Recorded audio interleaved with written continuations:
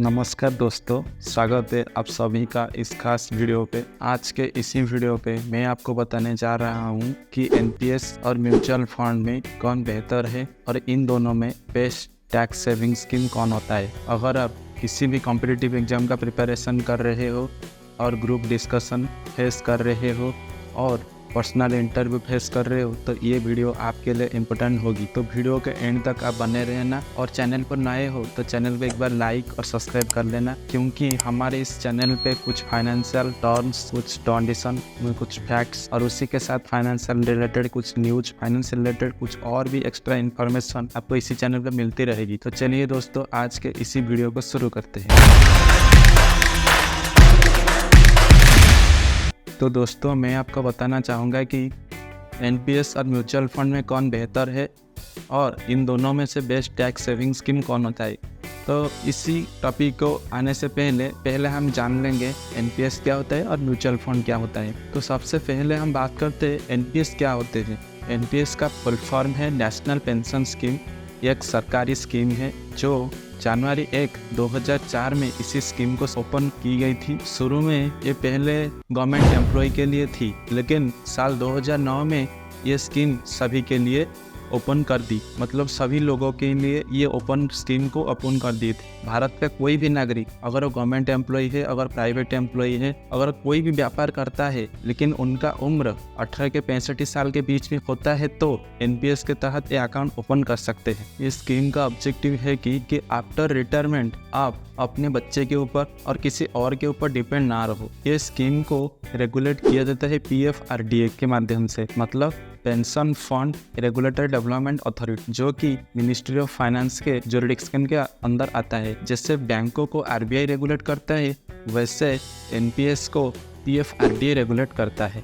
दोस्तों, पीएफआरडीए ने एनपीएस का जो एंट्री एज 65 ईयर्स से बढ़ाकर 70 साल करा दी थी। दोस्तों, एनपीएस के तहत 2 टाइप का अकाउंट ओपन कर सकते हो। एक होता है टायर 1 अकाउंट, एक दूसरा होता है टायर 2 अकाउंट। दोस्तों, कोई भी व्यक्ति अगर वो एनपीएस का सब्सक्राइबर है तो income tax act 1961 under section 80C के तहत उसको 1.5 लाख की समग्र सीमा के साथ 80CCD1 के तहत टैक्स बेनिफिट को क्लेम कर सकता है। एनपीएस टायर 1 खाता में 50,000 तक निवेश पर अतिरिक्त कटौती उपलब्ध है। एनपीएस टायर 2 की अगर बात करेंगे, उसके इन्वेस्टमेंट पर कोई टैक्स बेनिफिट नहीं मिलता है। उसके बाद हम चलते हैं म्यूचुअल फंड। दोस्तों, म्यूचुअल फंड एक निवेश उपकरण है जो कई निवेशकों से पैसा इकट्ठा कर उसी पैसे को स्टॉक्स, बॉन्ड और अन्य संपत्तियों जैसे प्रमुख पेशेवर द्वारा प्रबंधित एक विविध पोर्टफोलियो में निवेश करते हैं। म्यूचुअल फंड को एक प्रोफेशनल फंड मैनेजर के तरह मैनेज किया जाता है। जैसे एनपीएस को पीएफआरडीए रेगुलेट करता है, वैसे म्यूचुअल फंड को सेबी रेगुलेट करता है, जिसका फुल फॉर्म है security exchange and board of India. दोस्तों, आज के टॉपिक के ऊपर आएंगे एनपीएस और म्यूचुअल फंड पे कौन बेहतर है। तो सबसे पहले एनपीएस और म्यूचुअल फंड 2 निवेश विकल्प है जो अलग अलग लाभ प्रदान करते हैं और विभिन्न लक्ष्यों को पूरा करने में मदद करते हैं। इससे 5 पॉइंट हम आपको बताएंगे जो एनपीएस और म्यूचुअल फंड में कौन बेहतर है। पहले नंबर पे आता है purpose and goal,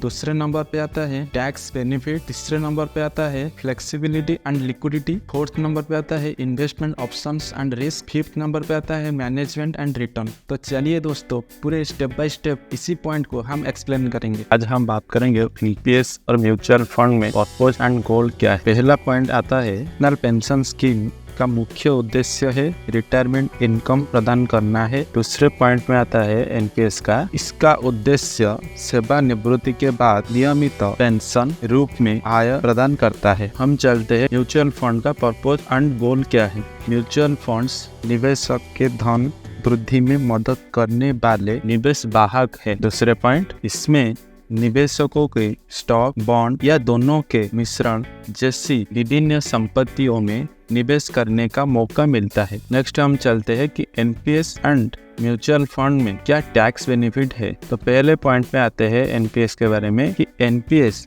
tax benefits प्रदान करता है under section 80CCD1B of income tax act के माध्यम से। इसमें व्यक्ति 1.5 लाख की सीमा के अलावा और 50,000 तक की अतिरिक्त छूट दावा कर सकता है। अब चलते हैं म्यूचुअल फंड्स। म्यूचुअल फंड्स कोई विशेष टैक्स बेनिफिट प्रदान नहीं करते हैं, केवल इक्विटी लिंक्ड सेविंग स्कीम जैसे कुछ विशेष प्रकार के म्यूचुअल फंड के लिए 1.5 लाख रुपए तक की कर छूट प्रदान की जाती है सेक्शन 80C के तहत। थर्ड पॉइंट पे आएंगे फ्लेक्सिबिलिटी एंड लिक्विडिटी कि एनपीएस एंड म्यूचुअल फंड में फ्लेक्सिबिलिटी में क्या डिफरेंस आता है और लिक्विडिटी में क्या डिफरेंस आता है। रिटायरमेंट से पहले आप एनपीएस को विथड्रॉ नहीं कर सकते विशेष परिस्थिति जैसे गंभीर बीमारी या हायर एजुकेशन के लिए आप विथड्रॉ कर सकते हो। नेक्स्ट पॉइंट, रिमेनिंग फंड को फाइनेंस ग्रोथ पार्शियल के लिए नियमित पेंशन के खरीद के लिए इस्तेमाल किया जाता है। अब हम चलेंगे म्यूचुअल फंड्स। म्यूचुअल फंड में अधिक लचीलापन और निधि उपलब्ध होती है। इन्वेस्टर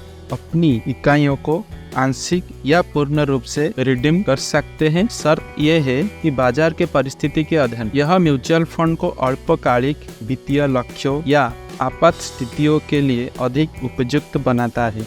नेक्स्ट पॉइंट में आते हैं investment option and risk. NPS मुख्य रूप से 2 निवेश विकल्प प्रदान करता है। एक होता है एक्टिव चॉइस, दूसरा होता है ऑटो चॉइस, मतलब सक्रिय विकल्प एंड स्वतः विकल्प। एक्टिव चॉइस में इन्वेस्टर्स एलोकेट करता है फंड को 4 एसेट क्लासेस में। एक होता है इक्विटी, दूसरा होता है कॉर्पोरेट बॉन्ड्स, तीसरा होता है government securities and fourth number पे आता है अल्टरनेटिव इन्वेस्टमेंट फंड्स। अगर ऑटो चॉइस में धन आवंटन इन्वेस्टर्स के एज के आधार पर होती है। नेक्स्ट चलते हैं म्यूचुअल फंड्स। म्यूचुअल फंड विभिन्न रिस्क प्रोफाइल और इन्वेस्टमेंट गोल्स के पूरा करने के लिए इन्वेस्टमेंट ऑप्शन प्रोवाइड करते हैं। इन्वेस्टर्स इक्विटी फंड्स, डेब्ट funds, hybrid funds, index funds, sector specific funds etcetera में से चुन सकते हैं अपनी रिस्क टॉलरेंस और इन्वेस्टमेंट उद्देश्य के आधार पर। नेक्स्ट पॉइंट पे हम चलते हैं। पॉइंट नंबर 5 होता है मैनेजमेंट एंड रिटर्न्स। ये एनपीएस एंड म्यूचुअल फंड्स में कैसे मैनेज किया जाता है और रिटर्न क्या मिलता है। एनपीएस एक सरकारी समर्थित पेंशन स्कीम है। एनपीएस को पीएफआरडीए मतलब pension fund regulatory and development authority द्वारा नियंत्रित होता है। पीएफआरडीए फंड मैनेजर्स को अपॉइंट करता है। रिटर्न निवेश के तहत की इन्वेस्ट की प्रदर्शन पर निर्भर करते हैं। अब चलते हैं mutual funds. Asset management companies professional fund manager को अपॉइंट करता है, वही म्यूचुअल फंड को मैनेज करते हैं। रिटर्न निवेश के तहत की पोर्टफोलियो में संपत्तियों के प्रदर्शन पर आधारित होते हैं। सारांश के रूप में अगर बात करेंगे, एनपीएस मुख्यतः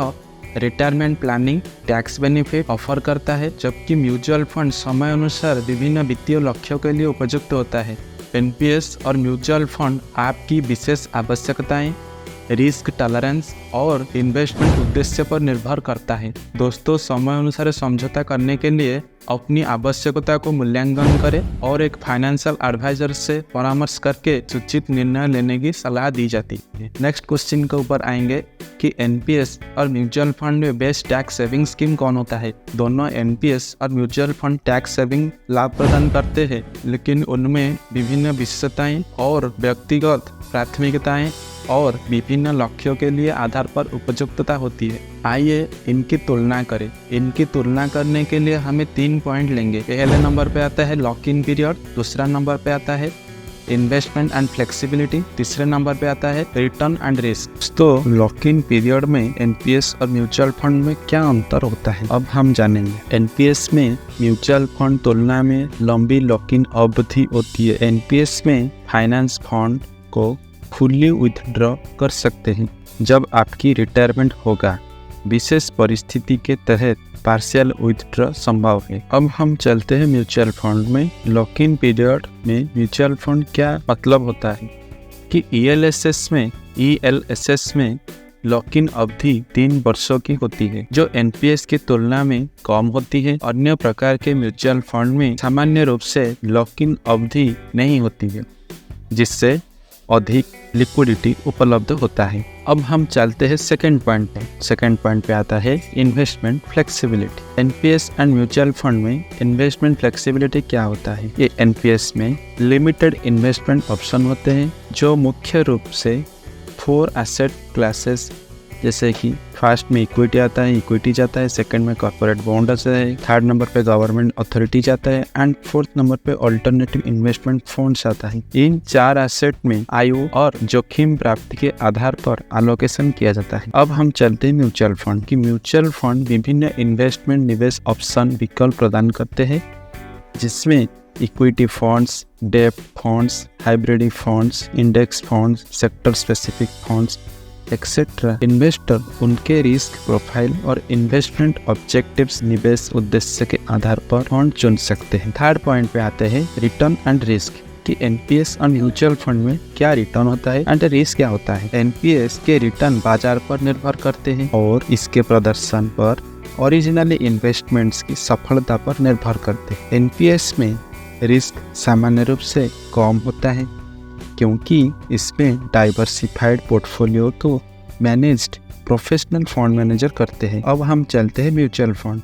म्यूचुअल फंड को रिटर्न भी मार्केट पर निर्भर करते हैं और मूल निवेश की सफलता पर आधारित होते हैं। Risk level selected mutual fund के प्रकार पर निर्भर करते हैं जिसमें हाई रिस्क इक्विटी फंड से लो रिस्क डेब्ट फंड तक विकल्प शामिल होते हैं। दोस्तों सारांश के रूप में अगर बात करेंगे, एनपीएस और म्यूचुअल फंड दोनों टैक्स सेविंग लाभ प्रदान करते हैं, लेकिन उनमें चॉइस डिपेंड्स होता है लॉक इन पीरियड ऊपर, दूसरा इन्वेस्टमेंट फ्लेक्सिबिलिटी के ऊपर, तीसरा रिटर्न एंड रिस्क के आधार पर। आपकी आवश्यकता को मूल्यांकन करें और एक इन्फॉर्म डिसीजन ले। आई होप कि ये वीडियो आपको पसंद आई होगी। इसी वीडियो को देखने के लिए आपको बहुत बहुत धन्यवाद। तो आज के लिए बस इतना ही। हम मिलेंगे एक नेक्स्ट हेल्पफुल वीडियो के साथ। अगर थोड़ा सा भी कुछ सीखने को मिला है तो प्लीज अपने दोस्तों के पास शेयर करें। अगर अभी तक चैनल को सब्सक्राइब नहीं किया है तो सब्सक्राइब करें। Thank you, take care.